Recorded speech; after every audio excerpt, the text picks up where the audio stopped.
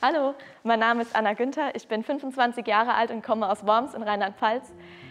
Ich bin hier, ich habe meinen Traum zum Beruf gemacht. Schon als kleines Kind bin ich auf die Wiesen, habe Blumen gepflückt, Sträuße gebunden und relativ schnell wusste ich, ich möchte Floristin werden und habe es dann später auch gemacht, habe die Ausbildung begonnen, habe gearbeitet und jetzt bin ich auf meinem Werdegang zum Floristmeister in Stuttgart auf der Meisterschule und ich finde es einfach toll, wie viel man hier mitnehmen kann. Man lernt so viel von den Kolleginnen, Kollegen, von den Lehrern, von allen Persönlichkeiten, die man trifft und man kann einfach so viel mitnehmen, ob es jetzt einfach eine bestimmte Stilrichtung ist, eine Technik, einfach irgendeine Blumensorte, die man vorher noch nicht kannte und dann für sich neu entdeckt hat. Es gibt immer so ein paar, wo man vorher einfach nie gesehen hat und dann kommt man hierher und man lernt einfach so viel Neues kennen und ich habe mich jetzt heute für mein Werkstück, für den Strauß entschieden, einfach weil er so für mich steht.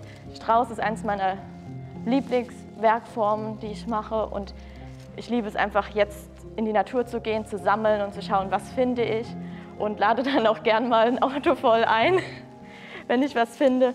Und hier habe ich die Hainbuche gesammelt und dann kombiniert mit den verschiedenen Farben, Bewegungen, Formen der Blüten und einfach dann so geschaut, was die Natur einem bietet. Und ich finde es einfach toll, mit den natürlichen Werkstoffen zu arbeiten, dass man dann am Ende vom Tag immer sieht, was man geschafft hat. Man hält quasi seine Arbeit in den Händen und das finde ich ist sehr viel wert. Man hat sehr viel Abwechslung und ich finde, das macht auch den Beruf besonders. Und genau, ich bin sehr dankbar, auch hier zu sein, jetzt so viel mitzunehmen, zu sehen, wie das woanders abläuft.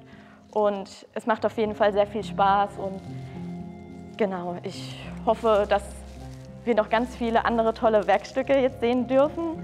Und schaut dann gerne rein und seid gespannt, es folgen ganz viele tolle Impressionen.